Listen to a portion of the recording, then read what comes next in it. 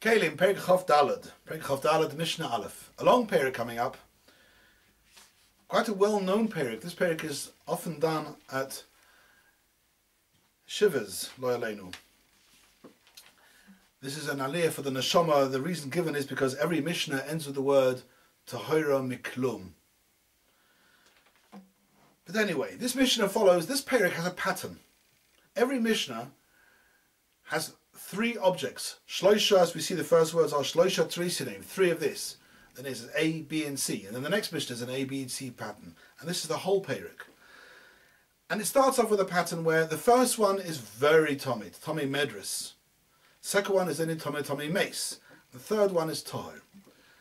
Shloisha Trisinim, three types of shields. A shield that you put on your arm to protect yourself. There's the Tris HaKofuf.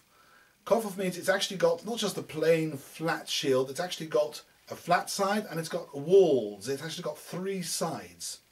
It's a bent shield. Tomei Medris. These shields are made out of metal.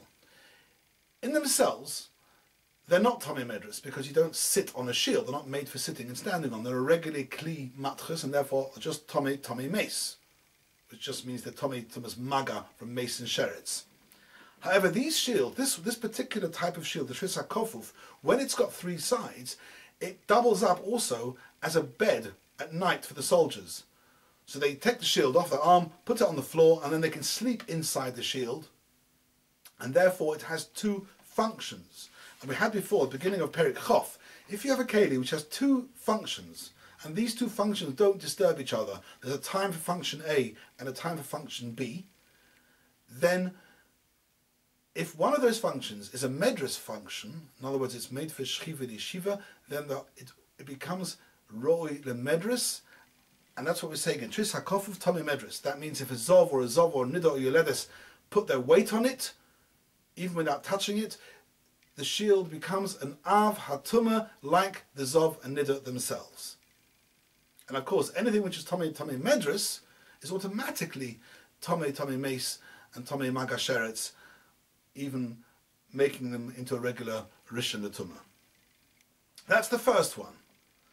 The second one is Shemesachkin Boy B'Kumpun. This is a regular shield which is used for, we've had the word Kumpun before in the previous Perek, in Mishnah base. Kumpun is the same word as campaign. It's a shield used in war or for jousting tournaments.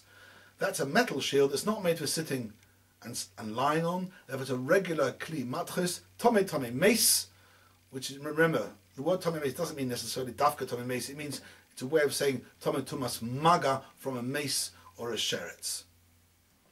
The last one, Ditzas Harabin Toira Miklum. Ditzas Harabin is a little toy shield. It's called the Ditzas Harabin. I suppose the Ditza comes from the word Ditza, Gilorino, Ditza, V'chedvan, Harabin, used by the Arabs.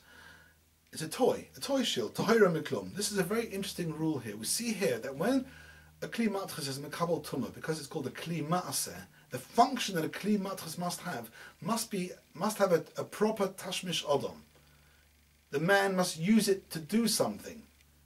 But if you just have an ornamental kli, for instance, you have a sword, an ornamental sword which you hang on the wall, and it's not actually used for fighting, just being an ornament in itself is not considered to be a kli ma'aseh.